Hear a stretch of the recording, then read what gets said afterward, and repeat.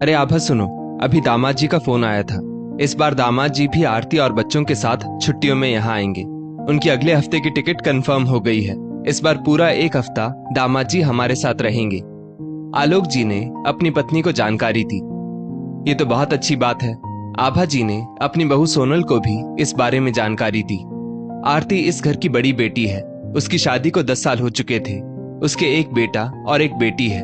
सोनल एक तरफ खुश भी थी कि चलो ननद के साथ समय बिताने का मौका मिलेगा।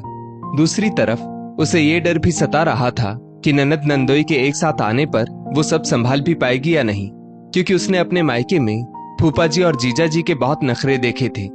फूफा जी और जीजा जी के आते ही घर में अफरा तफरी का माहौल हो जाता था। माँ और भाभी उनके लिए कितना सब करती। उनकी सेवा में घर का एक एक सदस्य लग जाता। उनकी जरूरतों का पूरा ख्याल रखा जाता। आव भगत में कोई कसर ना रह जाए, इस बात का पूरा ध्यान रखा जाता। फिर भी वे लोग किसी न किसी चीज में नुक्स निकालने से बाज नहीं आते थे। उनके आने से ज्यादा तो उनके जाने का इंतजार रहता था।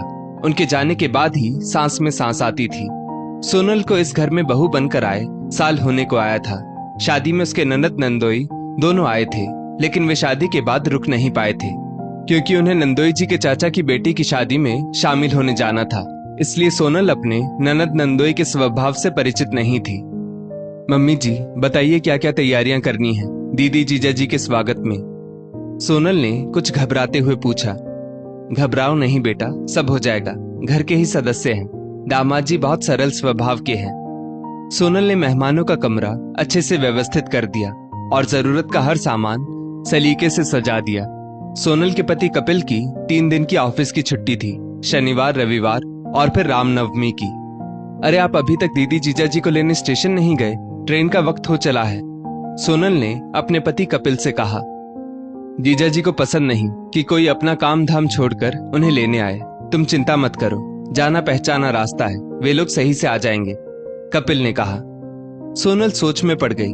मायके में जब उसके जीजा जी आते थे तब उसके पापा और भैया 1 घंटा पहले ही बड़ी सी गाड़ी लेकर स्टेशन पहुंच जाते थे कि ट्रेन कहीं वक्त से पहले ना आ जाए और घर के किसी सदस्य को स्टेशन पर ना देखकर जीजा जी कहीं आग बबूला ना हो जाए। ननद आरती और नंदोई अभय जी बच्चों समेत ठीक समय पर घर आ गए। सोनल ने सासू माँ से पूछकर उनकी पसंद का स्वादिष्ट खाना बनाया। पूरन पोली, दम आलू, आलू गोभी, रायता, अचार पापड़, करीने से कटा सलाद, सबने बहुत स्वाद लेकर खाना खाया और ननद नंदोई ने सोनल की खूब तारीफ की। शाम की चाय के वक्त सोनल ने पकौड़े, सैंडविच और ढोकला बनाया। इस पर नंदोई जी बोल पड़े। अभी दोपहर में तो आपने इतना स्वाद